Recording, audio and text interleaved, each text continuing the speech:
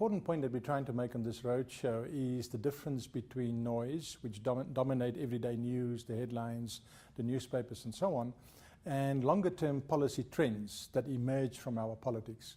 Now, if we go back to the election in 2014 and ask ourselves what has emerged since then as important policy parameters, I think the first one, and in a sense the most important one, is that we've maintained the conservative fiscal and monetary policies which we've seen under Mr. Mbeki and Mr. Mandela.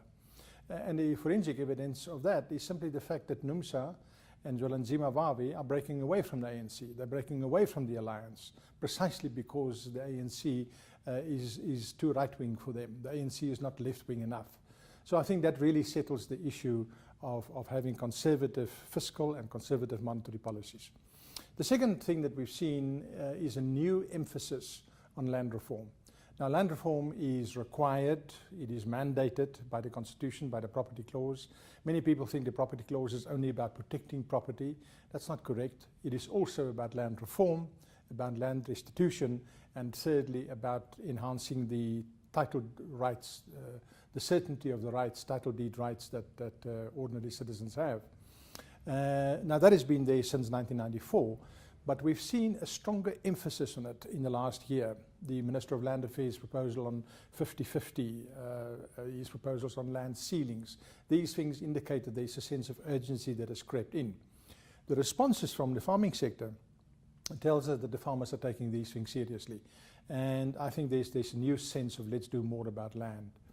The third issue that is clearly come up, and it's associated with Mr. Zuma's second term, is the issue of in much stronger BEE, and with that trying to create 100 black industrialists.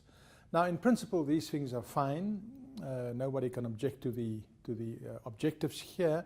The question is, what are the risks? What can go wrong? Now, in agriculture, it's quite clear that if you get the balance between equity and efficiency wrong, then you can really do damage to one of South Africa's most efficient sectors, and that's the agriculture sector.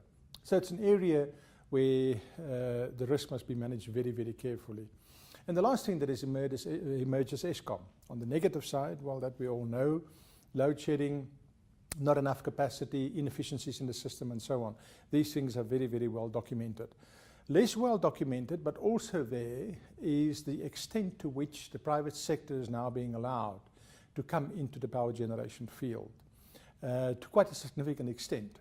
And just to give you numbers, you take the Eskom grid at the moment, it's 44,000 megawatts.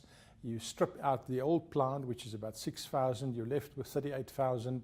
New capacity being built by the public and the private sector is 15,000 megawatts. It's a considerable percentage, almost 40%.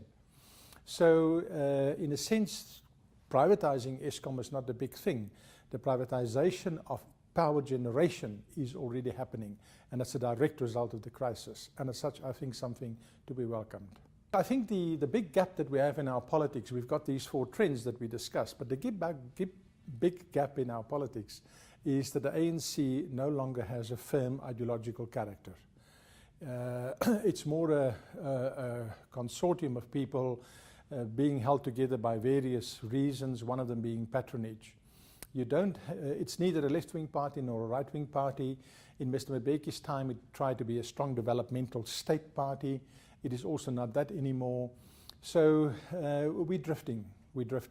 And the price that we pay for that is a very distinct lack of coordination between different policy measures.